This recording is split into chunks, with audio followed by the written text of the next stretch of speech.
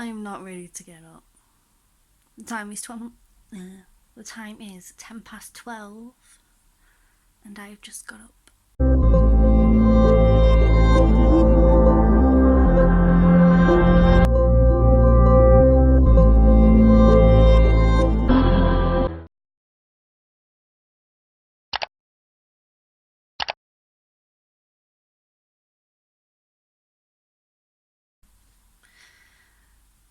I'm not ready to get up. The time is 12. The time is 12:10, and I've just got up. Half the day's gone, and I don't even care. It's a Monday in the life of chronic illness, when you have no work, no friends, no anything. So I think I might transform myself from this to something that doesn't quite hurt your eyes to look at. A few moments later. I know I said I transformed into something that'd be a bit easy to look at, but this is as far as I've got.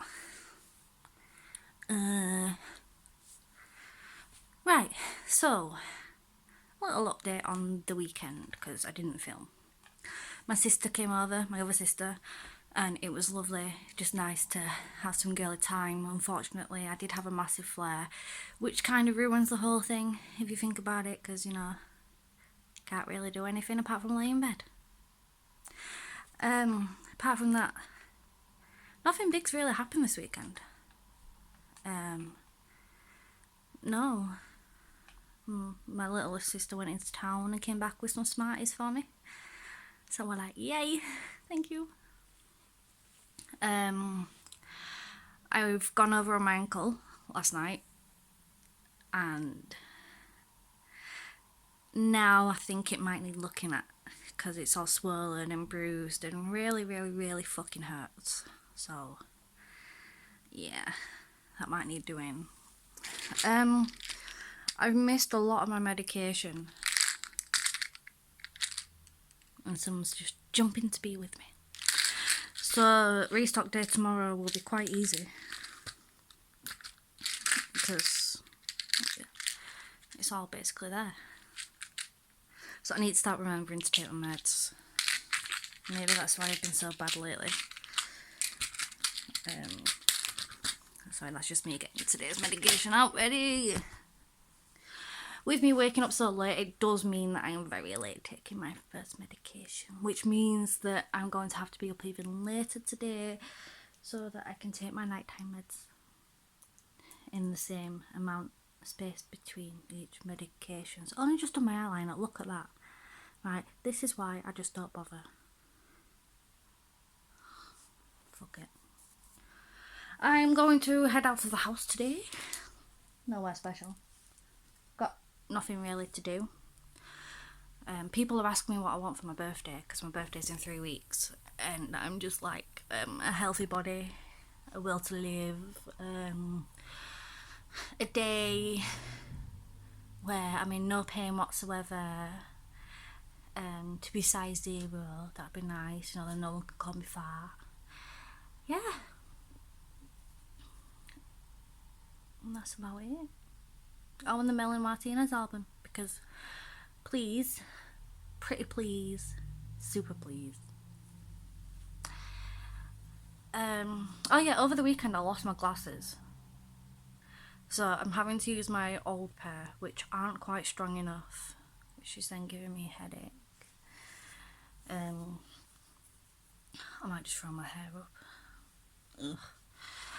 Yeah, I put them on my bedside table Saturday night, and yesterday tipped my room upside down, searched everywhere, nowhere to be seen. So if any of you happen to see my glasses, like in the background of videos or anything, that would be great if you'd be able to just give me a heads up so I can find them, so I can actually see. Because until I find them, I can't actually do my uni work, because I can't see it. Yeah. So that's all the big updates over the weekend. Life can just get shitter from here. I'll try get some footage of outside. Try. Just getting ready to leave. I won't be able to film when I'm out because due to my ankle I'm going to be taking both crutches. So unfortunately I don't have a spare hand. Can't even smoke while I'm walking. Please donate earphones that don't hurt my ears. A few minutes later. Hello. Right, so I've been into town. Makeup smudged. To save going to the hospital for my ankle, I went to the pound shop and got an ankle support, which is not supporting my ankle. Went to the opticians about my glasses, and apparently because it's not been 2 years since I've last been, and they'll have to give me a new eye test and new glasses, which is going to cost me at least £60 because it can't be on the NHS because I'm not due yet. Why not just give me a new pair of my last prescription? That would work. What else? I was in the cleaning in the house. I'm now laid in bed doing a jigsaw because I have no life. Whilst watching Ghost Adventures. So, you know. It's basically it for today. It's how I'm going to spend the rest of my day in bed doing a jigsaw. Waiting for the kitchen floor to dry. So yeah. And I don't think anything else is going to happen. There's a lot that I want to talk about, but I'm not going to talk about it just yet. I might talk about it tomorrow.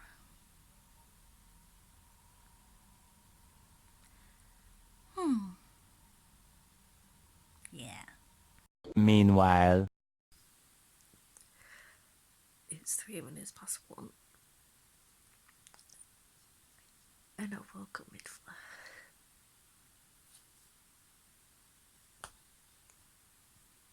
I can't go.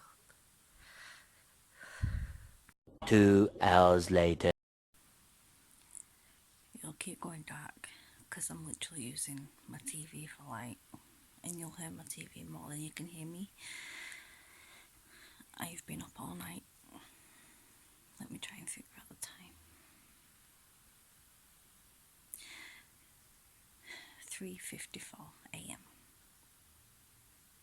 and I've been up all night, most of the night in tears, just with pain. It feels like millions of knives are just scraping against my skin, and it's awful. I'm on a lot of morphine, but I'll go into detail after I've had a little bit of sleep.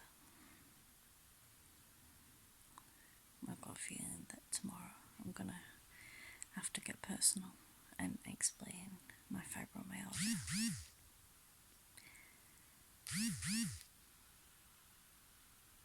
And their notifications on my phone from games. I'm not even sorry. The next day. Okay, so it's Tuesday. You have to excuse me making coffee one-handed because I'm a strong, independent woman. That's why. Last night was... I can't even describe it. The pain that I was in was beyond chronic. I was stood in my kitchen at 2 o'clock this morning trying to open my morphine patch because I've gone the last 2 or 3 days without one because I had a really bad allergic reaction to the stronger ones. But last night I had no choice. It's not very often that I wake up after like half an hour's sleep in tears. I mean, can you not tell? I am surviving on 2 hours sleep and an enormous amount of coffee.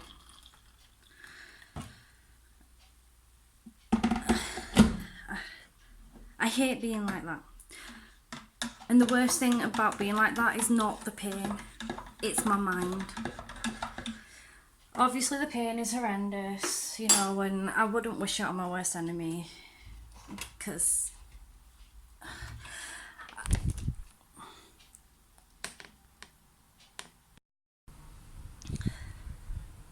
living a life where you don't know if you're going to be fine and able to walk, or you're going to be in bed in agony, or you're going to be in hospital. I know I say difficult a lot, and I know I repeat myself because I can't express it enough.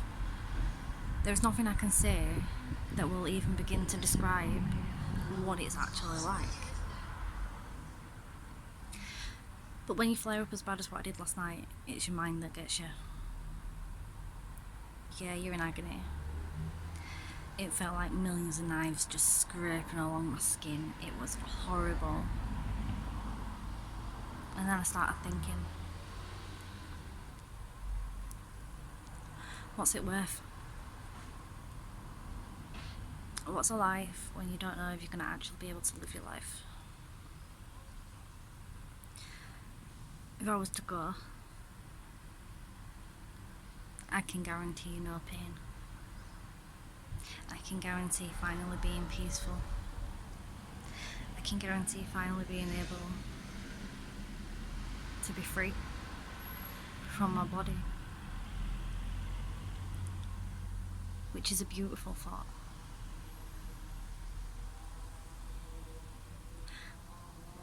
Just imagine not living a life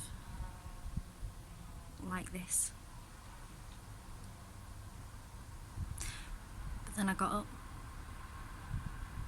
and I got my morphine patch. I went into the kitchen, I opened it and I put it on. I went into the bedroom and I had some morphine, some liquid morphine, and I laid in bed crying because I was strong enough to push past those thoughts and take my medication.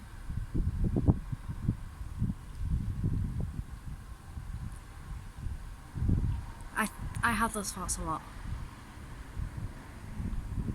I have the thoughts of not being ashamed of who I am. I'm 23 in 3 weeks. I can't work. I don't own my own home. I don't drive. I don't have a family of my own. I don't have a relationship.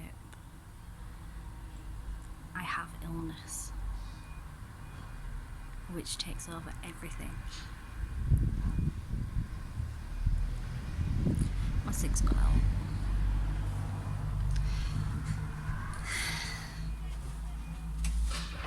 But it's like, if I have a family, how do I describe what I went through? If someday this illness gets a miracle cure and I find my so-called Prince Charming and I have a future and a family and everything,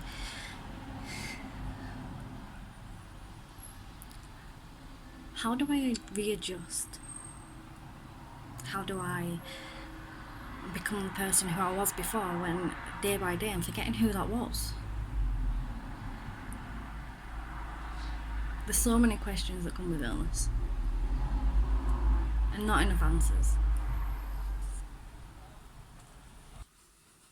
But I was strong. I was strong enough to get my medication and strong enough to, I'd say push past it, but I didn't. I still laid awake in bed for hours crying. I still laid wondering what comes next. Where do I go from here? How do I get better? The next day. Good morning. It's Wednesday. It's cold. Very cold. I can see me wearing a hoodie all day. I'm cuddling a hot water ball. It's just about to turn 11 o'clock. And I've just got dressed. I was going to do my hair and makeup, but then I decided I can't be asked. So this is what you get today. I know, every day I look different.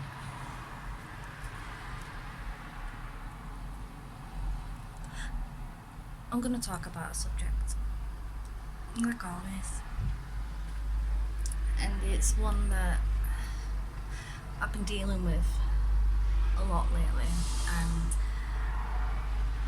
and no one that I know of has been able to publicly express what it's really like inside the mind of someone with chronic illness.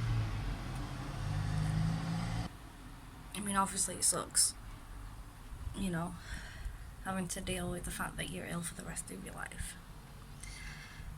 And I see myself as a fighter. You know, I posted on Instagram last night that I'm a warrior, because I am. Every day I wake up knowing that I was able to survive the previous day's pain. And even though I do know that I'm probably going to have to go through pain again, and I'm going to struggle, I'm a fighter. I get through each day. But my mind does have the thoughts a lot.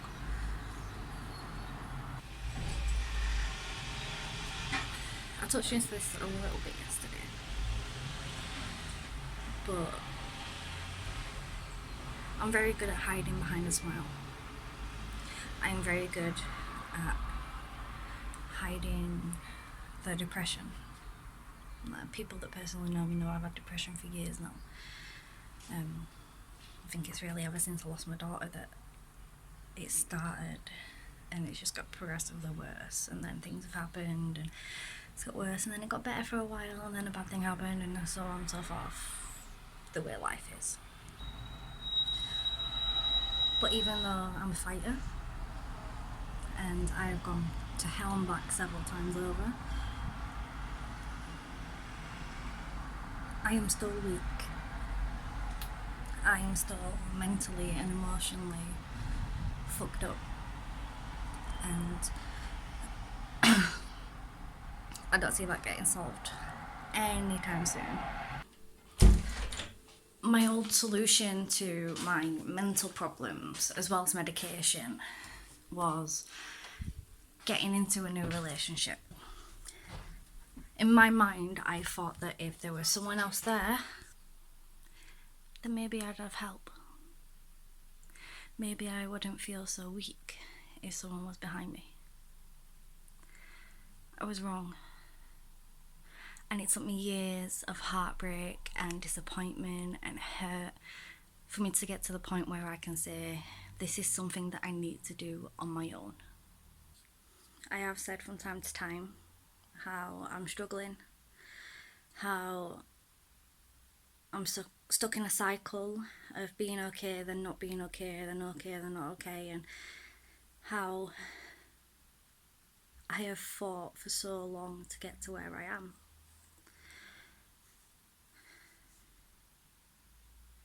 But I never go into detail. I never sit and say, there are times, a lot of times, when I want to die. I don't want to fight. I don't think I have it in me to fight much longer. But then I fight. I get to the point where I feel broken. I feel damaged. I feel worthless. And then I fight.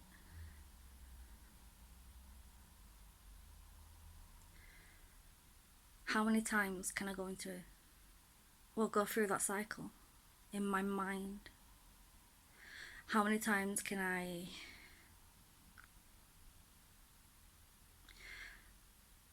many times can I face the thoughts of not wanting to be here?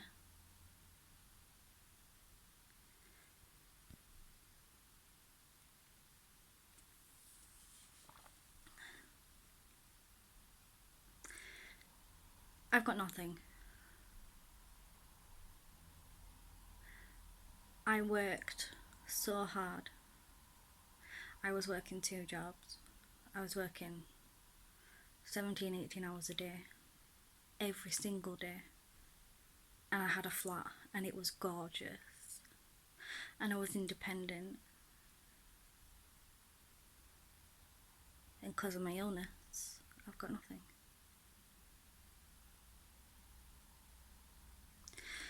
The thing about chronic illness is, not only does it take over your life physically,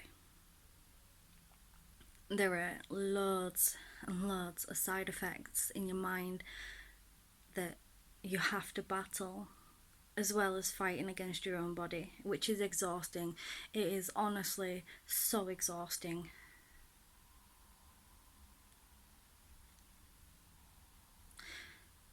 But there's millions of people out there in the same boat as me. There's millions of people out there that are battling their own body and their own mind. Chronic illness claims lives every single day. But I will not let it claim mine.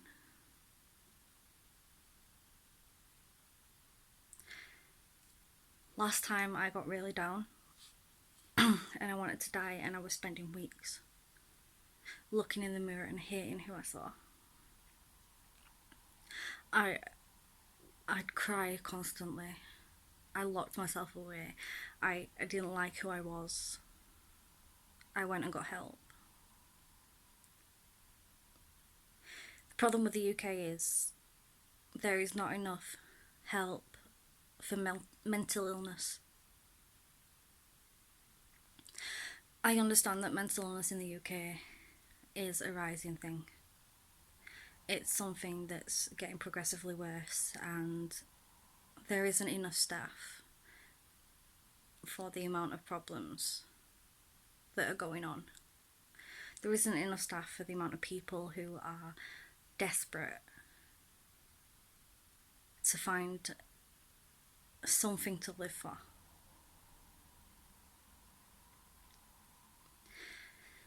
I went to the doctors in January.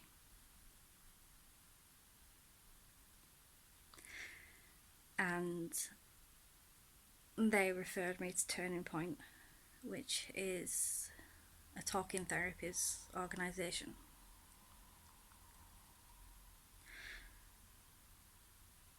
There was an 8-month wait. That's 8 months of battling with your own thoughts, taking medication and not knowing why. Not having one thing that takes your mind away from it, that gives you a purpose in life. 8 months is a long time. And I know that during 8 months of waiting, some people do lose that battle against themselves. I turned that down. I turned the waiting list down.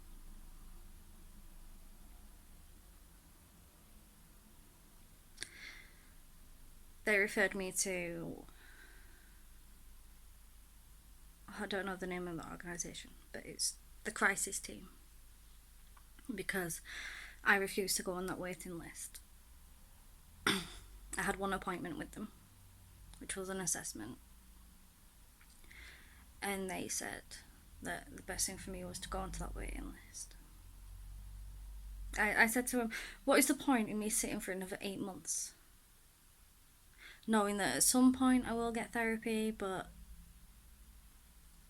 I've just got to get by, when I can turn that down and I can learn to live with who I am and learn my value on my own, which is what I did. Monday night was one of the worst nights I've had in a very long time. I was up pretty much all night in tears, in agony, not wanting to fight, not wanting to go another day in my body. And I was talking to someone very close to me at the time, whilst I was going through it. And that was the encouragement that I needed. Just someone to message me and say, you know what, you are worth so much more than what you realise. Yes, you're ill. Yes, you don't live on your own no more. Yes, you're not working and you'll never work again. And at some point you will stop being able to walk because your body is getting weaker day by day. But you're strong. Every day you wake up and you take your medication. That is you standing up and saying, I will not be beaten. And that's what I needed. And that's why I got up and I took my painkillers and I laid in bed crying until I fell asleep.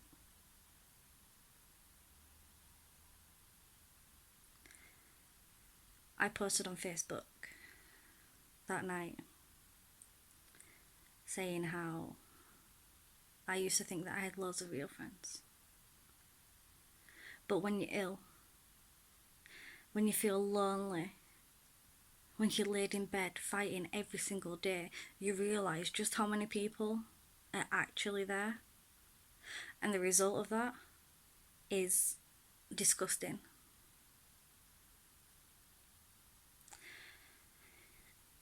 People can go on living their lives and soon they'll forget who you are because you're not out, because you're not working, because you can't have them over, because you can't go to them, because you're not sat in a pub drinking with them. They don't know who you are. They don't care. They found friends that can do that. And to those people I say sorry. I'm sorry I am not perfect. I'm sorry that I am battling an illness that is taking over my life. And I'm sorry that my lifestyle does not suit your needs.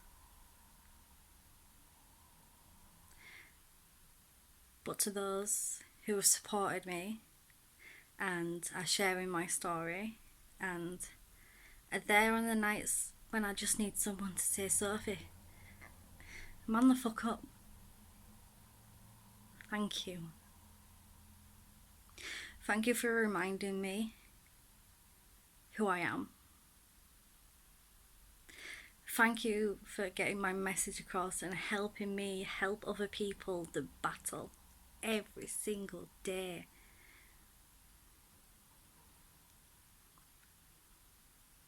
This week it took a bad night to get me to the point where I can smile and say, do you know what, I got past yesterday and I will get past today. But next week might not be the same. Next week I might just want to sit and cry. But I will do that with pride. I won't cry because of who I am. I won't cry because I hate the pain. I'll cry because I'm proud. I'm proud of myself.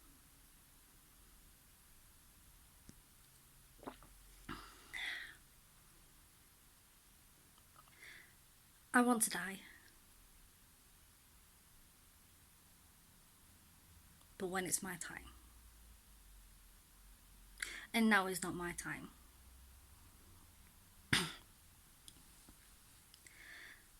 I will sit in bed all day. I will hate who I see.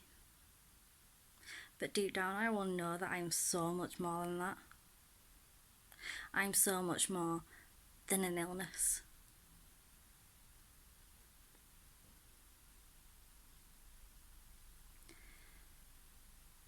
For everyone out there that is battling an illness, that has the same thoughts as me, and maybe doesn't have that one person there to just message them and say, you are so much more than this.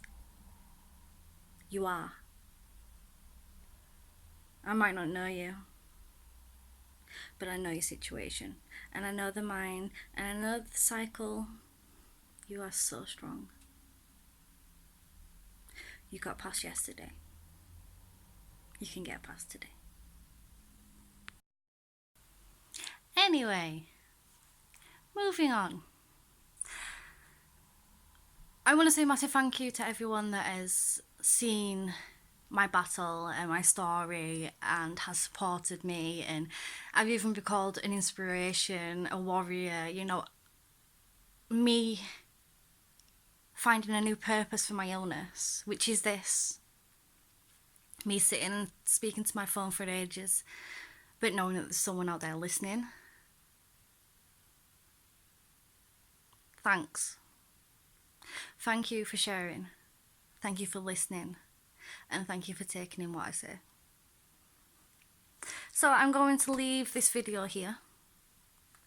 The next video you will see my hospital appointments, because on Friday I am going to hospital in Dewsbury for the pain clinic. So I'm going to be taking a friend with me so that I can actually film as well as walk on crutches, you know. So I'm going to leave it here. Thank you for watching. Please, please, please click subscribe, like, comment, share. You know the drill. Social media, I am starting to get back on it no more. I'm starting to post on Instagram a lot more. Same with my Snapchat. My Twitter I'm still kind of rubbish at, but I'm getting there. Yeah. Thanks for being amazing. Just like me. See you next time. Bye. Hey guys, it's Editor Pete. As you can tell by some of Sophie's videos lately, they've been a lot way better than they did. No offense, Sophie, but that's me. I'll get far, I'll give her a hand. You know, take a lot of weight off her shoulders. Well, you've seen the past videos. You know, sometimes the flares kick in and she's not feeling up to it for editing videos, so that's where I come in, edit them best I can. And just so you all know, I am not going to be cutting these clips apart. I'm just editing them all together. It's the end of the day, it's her story, it's her life. I want to help her to get it out there so she can inspire more people, possibly help them out as well. So yeah, that's just my couple of seconds, maybe a minute long clip, just to introduce myself. There was some, I was going to clear something up, but I can't remember what it was. But yeah, thanks for watching, guys. Thanks for all the support. Follow her on all the social medias. They'll be in the description, but I'll add a couple of links in the video as well. And I hope you enjoy the rest of your day. Bye bye.